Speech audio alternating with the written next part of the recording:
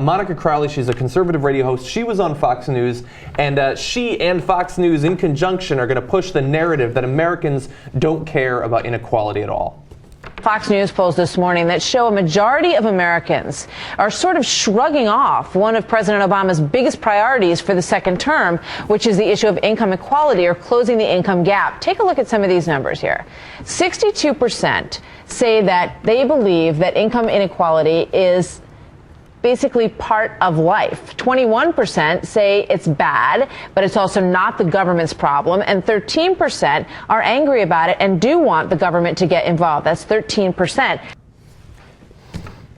Do they know that there are books that are written about how to design a poll and for the results to be valid? Stinks.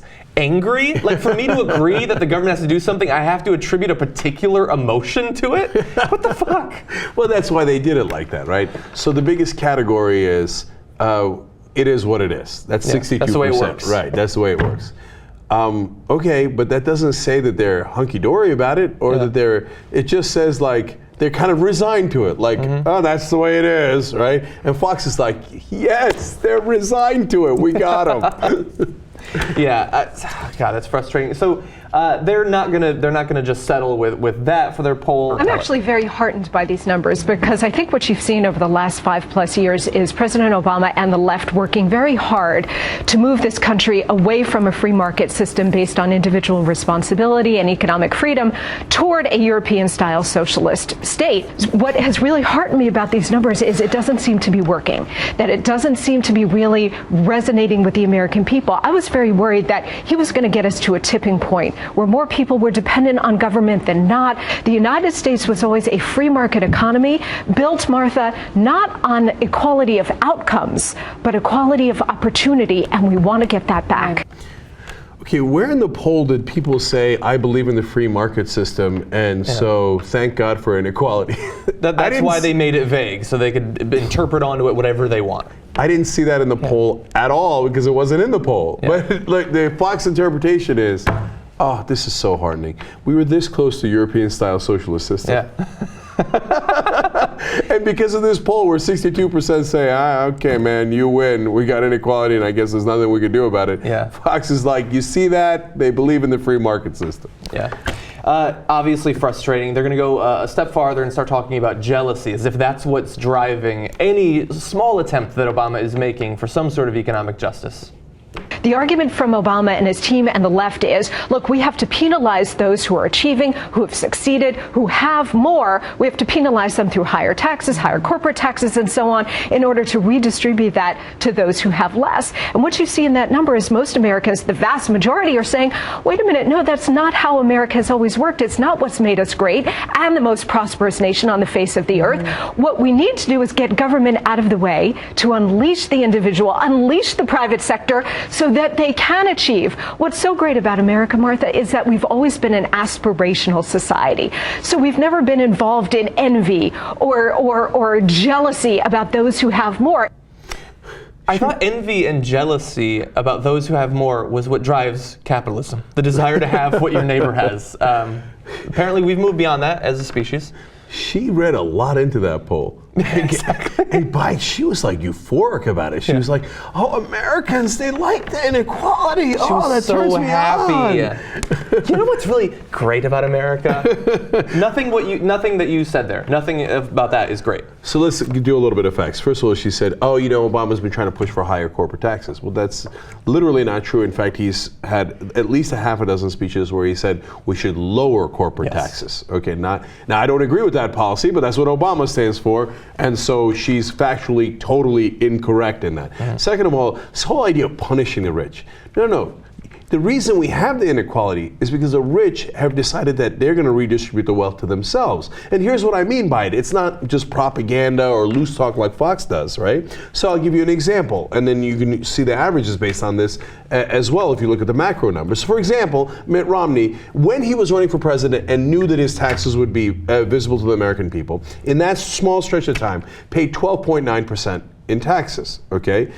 Now, obviously, he paid less before that, and he would never show us those records. He didn't, right? So when he was trying to pay the most amount of taxes he couldn't even get up to 13%. Whereas as Warren Buffett points out, his secretary pays at least 25% in taxes. So double what either Warren Buffett or Mitt Romney, who are so much richer, pay in taxes.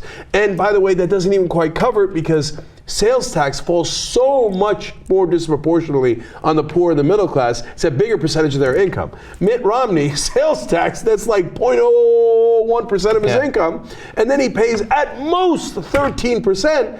And then says, can you believe that they're jealous of me and trying to take more? But no, you're paying less, not more than the average person.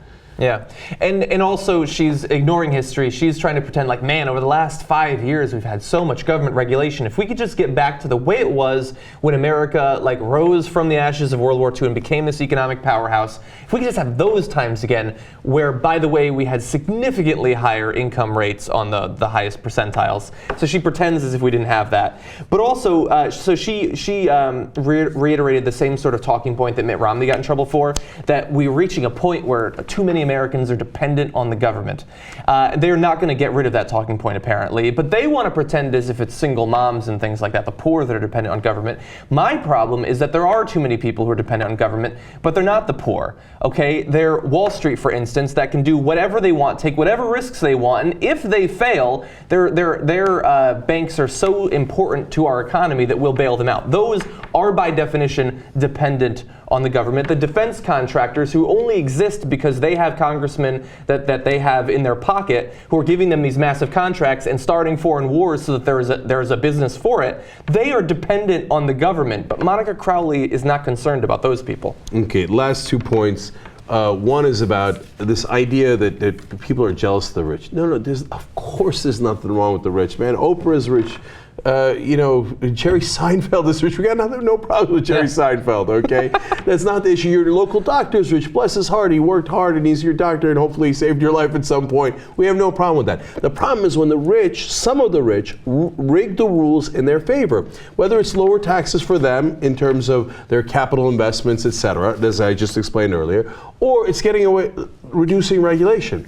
So Freedom Industries executives make more money, but that's because we didn't regulate the chemicals they were storing. And then, oops, they spill all of those toxins into the water supply, and 350,000 people from West Virginia wind up having poison in their water. Many of whom probably Republicans. That's true, but many of whom also suffer from income inequality. Yes. And it's because we rigged the rules in favor of the people who are giving money to the politicians. So that's what we're trying to point out. Don't let Fox deceive you with their propaganda, which leads me to the second point. I was in New Hampshire just the other day, and there's a Republican there, and older gentleman, and he's complaining about taxes are too high, the goddamn liberals' taxes! And I said, I'm with you, brother. Can you believe they give $5 billion in subsidies to the oil companies? That's our taxes, $5 billion of our taxes to the most profitable companies in the world. Yeah. But he has been so brainwashed that he comes up, no, I read that even though they're the most profitable by number, if you do it as a percentage of revenue, they're not as profitable as it appears. I'm like, that doesn't mean anything. First of all, who cares? They found one number to trick you into giving your money to the fucking oil companies, right? If you are upset that your taxes are going to people, like to kids' education, why wouldn't you be upset that they're going to oil companies that are already profitable, don't need the subsidies? That's the point. They don't need the subsidies, no matter how you calculate it. And but the thing is, propaganda, until that guy is so angry at the poorest people in America. He's angry at the middle class.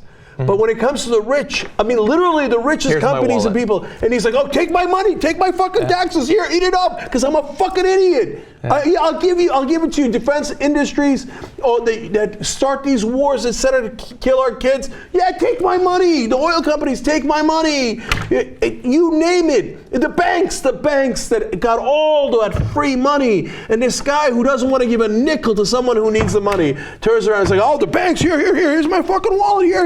Oh, I heard on Fox and it's great, here, take it. And that's what they do with this bullshit on Fox. Yeah.